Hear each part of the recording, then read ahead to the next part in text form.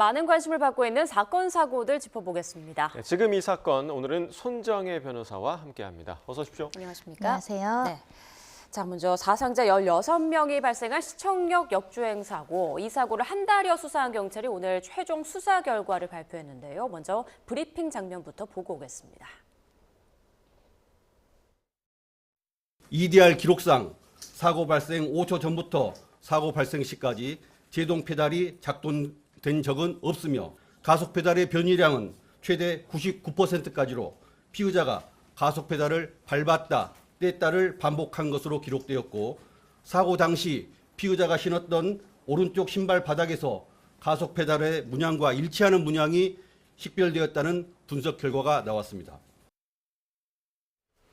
네, 그러니까 경찰의 결론은 차량 결함이 아니라 운전 미숙이라는 거죠. 네, 교통사고 처리 특례법을 적용하기 위해서는 운전자가 차로 인해서 어떤 가실, 부주의 결과 이렇게 치상이라는 결과가 야기됐다는 점이 입증돼야 되는데 그 가실이 존재한다는 겁니다. 즉 기계적 결함으로 이런 상황이 발생한 것이 아니라 본인의 운전 미숙, 그러니까 엑셀과 브레이크를 혼동한 어떤 가실이 있기 때문에 이런 사고가 발생했다라는 점에 대해서는 경찰의 최종적인 수사 결론이고요. 이제 검찰에서도 동일한 결론에 이른다고 한다면 교통사고 처리 특례법으로 기소가 될 예정입니다. 네, 결국에 지금 말씀해주신 그 과실이라는 게 그 차량 블랙박스 그리고 사고 기록 장치 EDR에 지금 기록이 돼 있었던 부분이란 말이죠.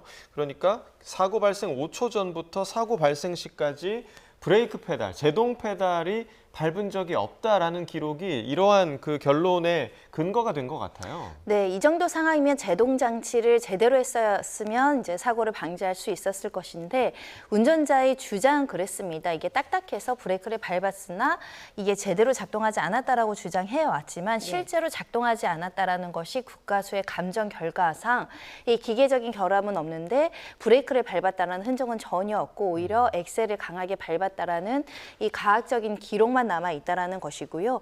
나아가서는 이 기계 자체의 기록이 그럼 오류 아니냐 이런 질문이 던져질 수 있지 않겠습니까? 하지만 신발의 어떤 문양이나 그 당시에 음향에 대한 분석을 했더니 엑셀을 밟을 때와 브레이크를 밟을 때 음향은 다른데 이것도 음향 분석 통해서 엑셀을 강하게 밟은 그 내용과 또 일치하는 분석 결과가 나왔기 때문에 결국 브레이크를 밟았다라는 운전자, 피의자의 주장은 사실이 아니다라는 것입니다. 네. 그리고 분석 결과 최고 시속 107km까지 속도를 낸 것으로 나왔다고요? 그렇습니다. 그 울타리에 충격했을 때 최고 속도가 107km라는 것은 굉장히 강한 속도이고 강한 충격이 야기될 수밖에 없기 때문에 그래서 많은 사람들의 피해가 야기됐던 것이고요. 그만큼 엑셀을 강하게 밟았다라는 객관적인 증거도 될 수 있을 것이고 그리고 본인이 브레이크를 강하게 밟았다고 주장하지 않았습니까? 오히려 혼동했을 가능성에 대한 그 정황 증거로도 활용할 수 있는 것이고요. 이런 과정에서 이 엑셀의 문양과 일치되는 어떤 신발 문양이 찍혀 있다라는 것은 보통 가볍게 이렇게 밟는다고 해서 신발의 문양이 찍히진 않잖아요. 강하게 충격음과 같이 눌렀을 때 이런 문양이 나오는 것이기 때문에 강하게 밟긴 밟았으나 결국은 운전자의 가실로 다른 걸 밟았다라는 결론에 이르고 있습니다.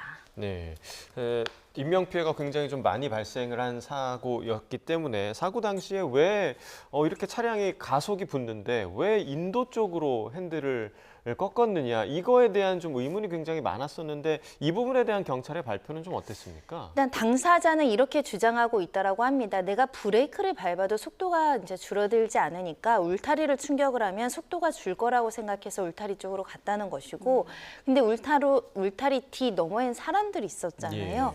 이 사람은 보지 못했다 이렇게 이제 진술을 했다라고 하는데 이 진술 자체도 사실은 가실로 볼 수 있는 겁니다. 본인은 이제 그 당황해서 사람이 있다라고 보이진 않겠지만 기본적으로 인도를 향해서 간 것이기 때문에 이 사고 회피를 하지 못한 책임도 인정이 되는 것이고요. 현재로서는 뭐 다른 차를 피하느냐고 일로 갔을 것이다 이런 주장은 나오지 않지만 울타리를 충격하면 속도가 줄 거라고 생각했는데 속도가 줄지 않았다 이런 진술이 나오고 있는 상황입니다. 네, 이 운전자는 3회에 걸친 경찰 신문 내내 차량 결함으로 인한 사고다 이런 주장을 계속 해왔던 걸로 전해졌는데요.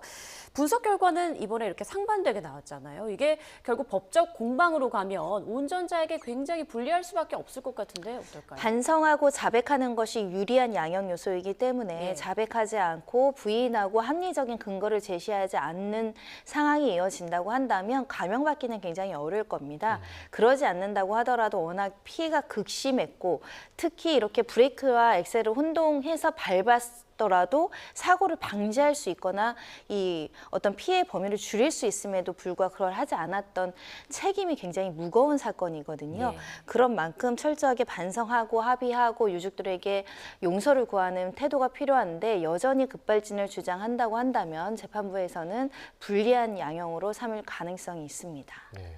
자, 이 사고의 사상자가 16명이었습니다. 9명의 사망자 그리고 7명의 부상자를 낸 큰 사고였는데 그럼에도 불구하고 이 부분에 대해서 이제 처벌 수위가 생각보다 높지 않을 거다 이런 관측이 계속 나왔어요. 네, 판사라고 하더라도 법을 위반하면서까지 양형을 높일 수가 없기 때문에 예. 현재 교통사고 처리 특례법은 5년 이하로 명확하게 규정되어 있어서 최고형이 5년이라는 겁니다. 그만큼 입법의 개정도 시급하고 이와 관련해서 좀 사회적인 논의가 필요한데 형벌이라는 건 불소급 원칙이라는 게 있기 때문에 지금 대폭 그 높이는 개정이 이루어져도 이 사안에는 적용할 수가 없는 거죠. 어떤 경우에도 5년 이상의 선고를 내리기가 어려운 측면이 있어서 일각에서는 너무나 많은 사람들의 목숨이 희생된 거에 비하면 이 법도 너무 괴리가 크다라는 지적이 따르고 있는 상황입니다. 네, 법 개정이 필요하다라는 말씀까지 해주셨습니다. 자, 저희가 준비한 다음 주제로 넘어가 보겠습니다. 먼저 준비된 영상부터 보고 오겠습니다.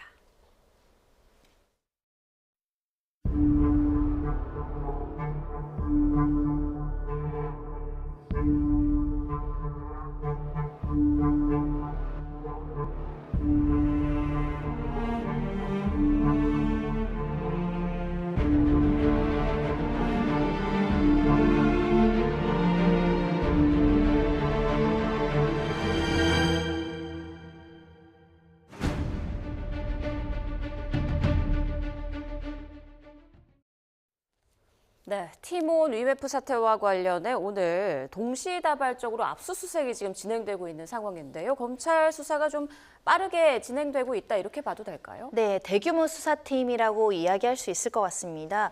거의 85명이 이제 투입됐다라는 것이고요. 동시다발적으로 10곳 이상의 압수수색이 진행되고 있고 특히 경영진들에 대한 주택에 대한 압수수색 영장도 발부되어 있는 만큼 사안의 중대성이 있고 또 증거인멸 가능성이 있기 때문에 신속하게 수사를 하겠다라는 수사팀의 입장으로 보시면 될 것 같고요. 네.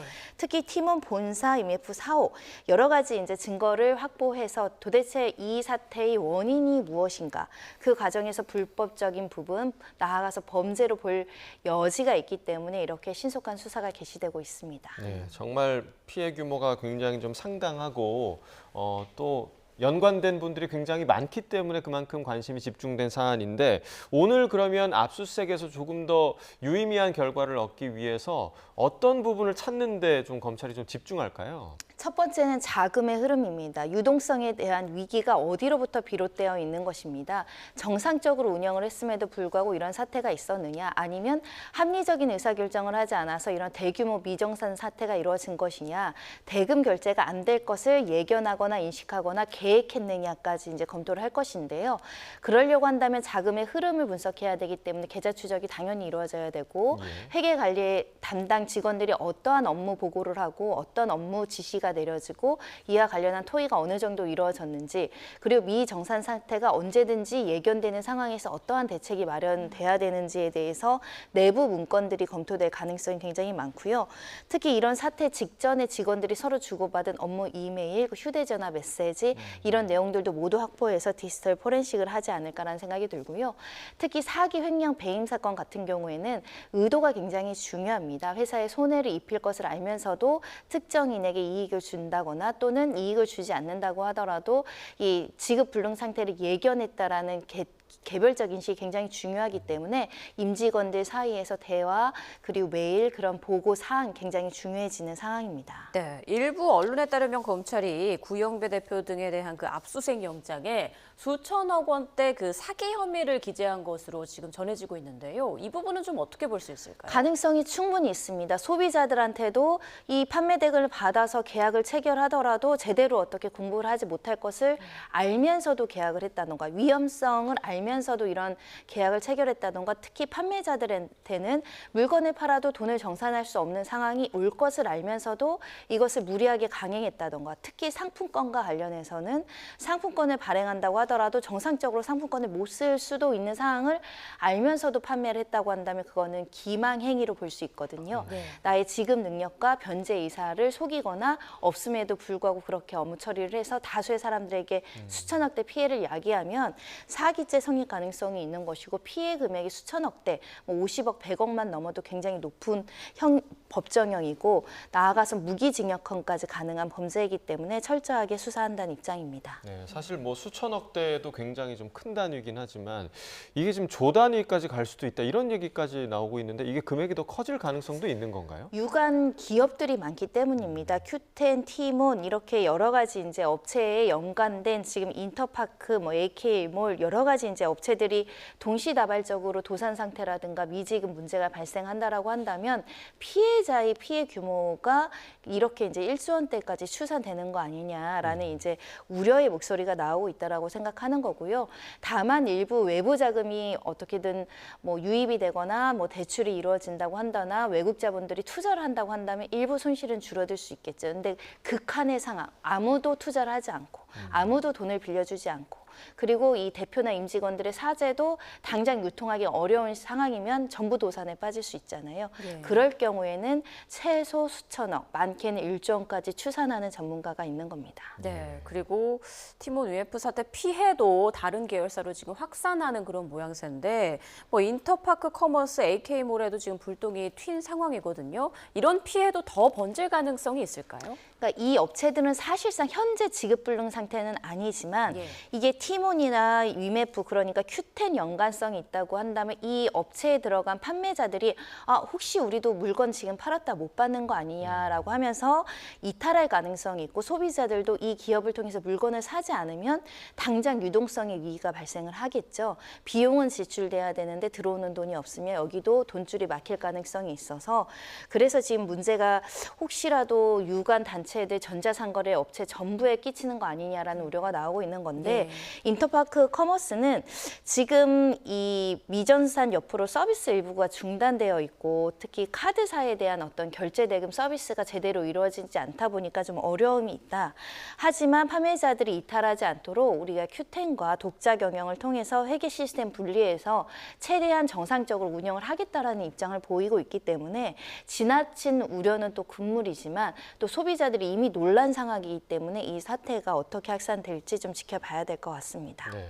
자, 앞서 티몬과 유메프가 기업 회생을 신청을 했거든요. 그래서 법원이 내일 이 두 회사의 대표들을 불러서 신문을 하겠다. 이렇게 지금 계획을 잡고 있는 상황인데 회생 개시가 결정이 되기까지 어떤 좀 과정들을 거치게 됩니까? 네, 회상 개시 결정이라는 것은 결론적으로 회생 가능성이 있느냐, 사업의 계속 가능성을 일단 제일 중요한 요소로 삼고 있고요. 계속 일을 하면서 수익을 벌어서 일부라도 이 채무자들한테 돈을 갚을 수 있는 상황인지 아니면 아예 파산 상태로 재기 불능인지를 이제 검토하게 되고 그 과정에서 대표자들의 신문도 이루어지는 것이고요.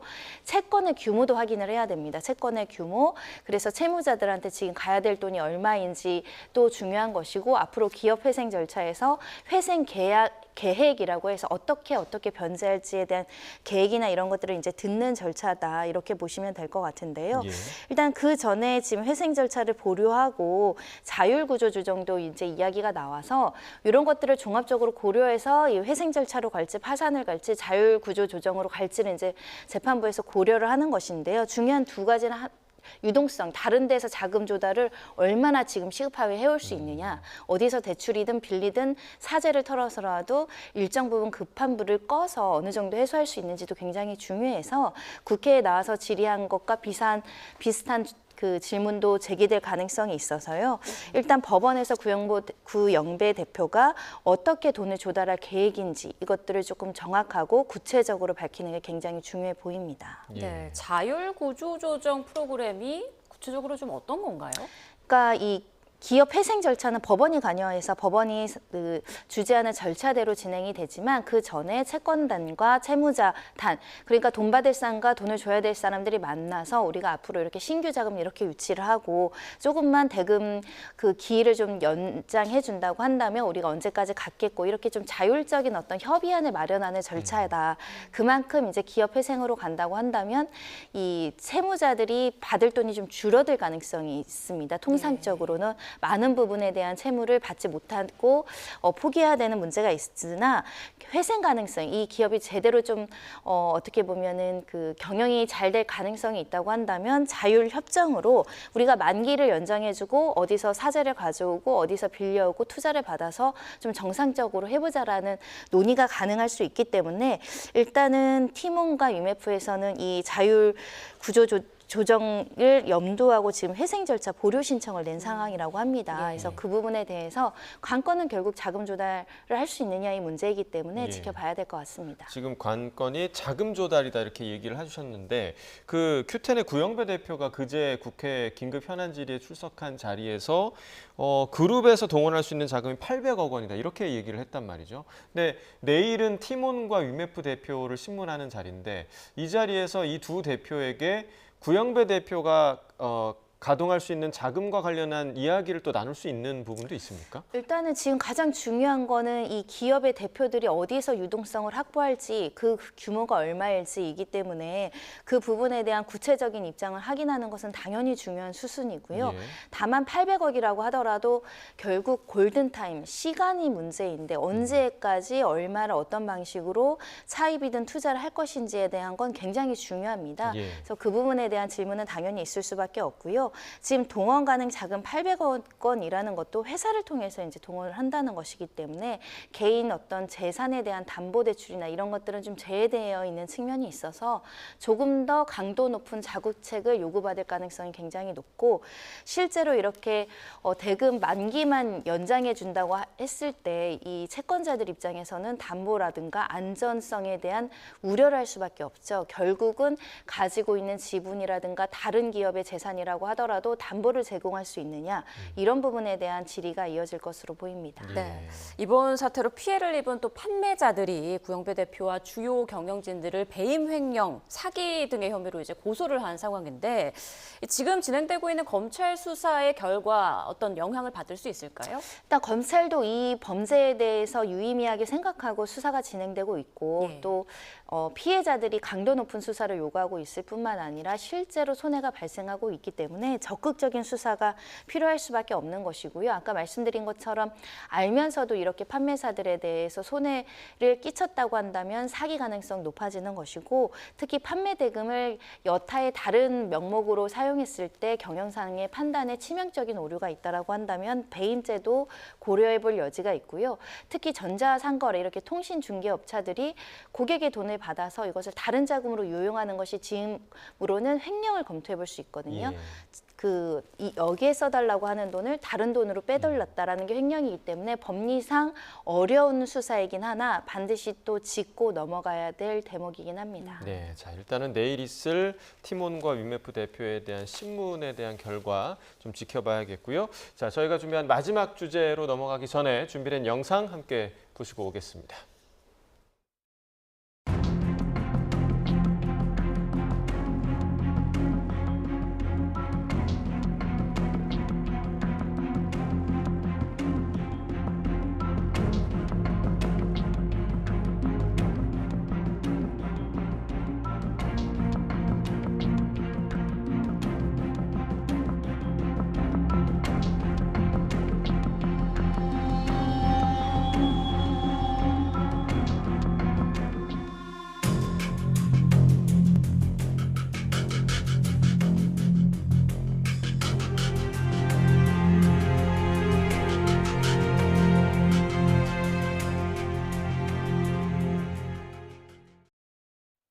네, 정말 좀 끔찍한 일이었는데 여자친구를 감금해서 저렇게 지금 방금 보신 것처럼 머리를 밀고 머리카락을 밀고 또 소변을 보기까지 한 그 가혹행위를 한 남성이 어제 항소심에서요 1심보다 감형된 형을 선고받았습니다. 일단은 이 사건의 좀 개요를 좀 짚어주시죠. 네, 지난해 많은 사람들을 충격적이게 했던 사건입니다. 남자친구와 여자친구의 인격을 이 정도로 말살시키고 가혹한 행위를 해도 되는가? 거의 고문행위에 가까운 어떤 폭행, 성범죄, 협박, 감금 혐의로 이제 지난 8월에 이제 7개 혐의로 기소가 됐던 사건이고요.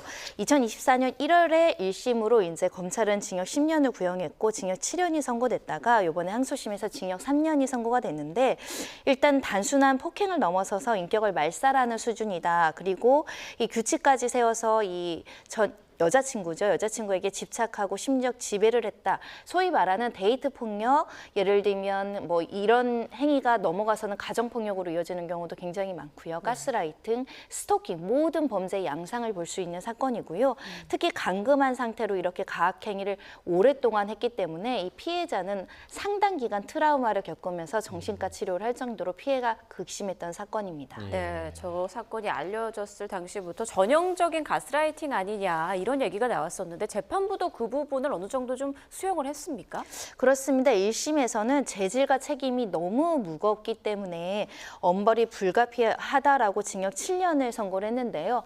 징역 7년도 그 당시 여론으로는 부족하다. 사람에 대한 거의 어떻게 보면 사람을 노예 취급을 하고 이렇게 할 수 있는 모든 가혹한 행위를 했기 때문에 좀 더 엄중해야 된다는 목소리가 나오고 있었는데요. 특히 이 사건이 문제가 됐던 것은 1심 판결 선고 직전에 피해자 의사에 반해서 이제 기습적인 공탁을 했었고 그 부분에 대해서 이제 사회적인 논의도 있었는데 1심 직전에 한 1억 5천 상당의 공탁을 했습니다.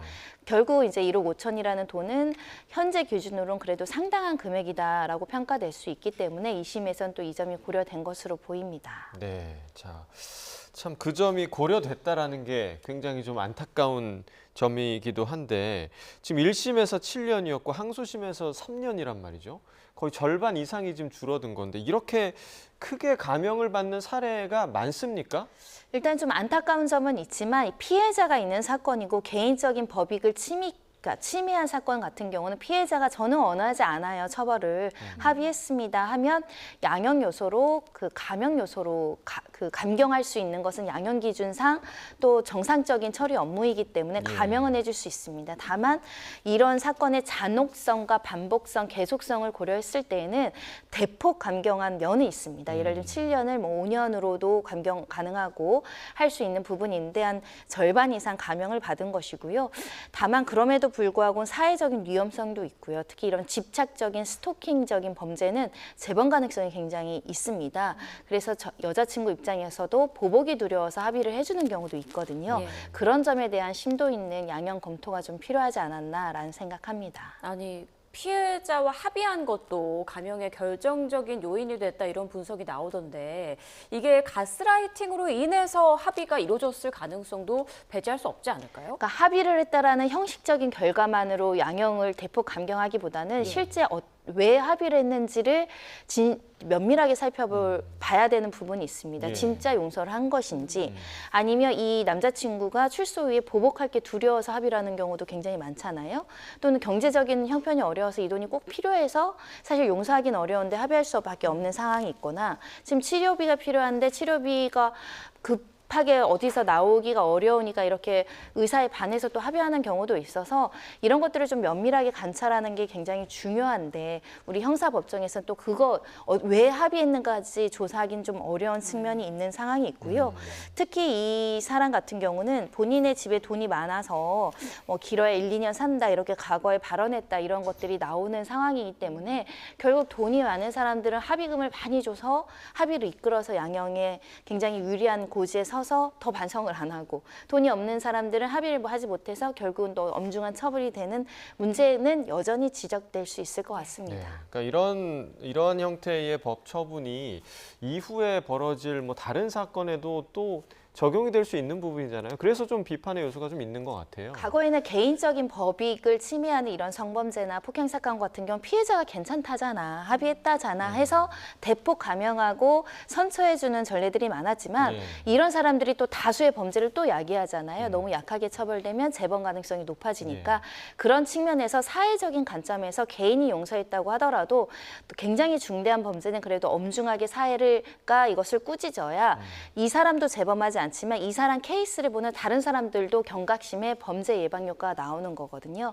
그런 측면에서는 이 정도로 인권을 유린하는 사건은 이렇게 처벌된다라고 좀 강하게 처벌하는 것이 필요한데 1심에서는 그래도 상당히 중형이라고 보였고요. 2심에서는 이제 합의를 했기 때문에 좀 감형이 됐지만 아쉬운 점은 있는 사건입니다. 네.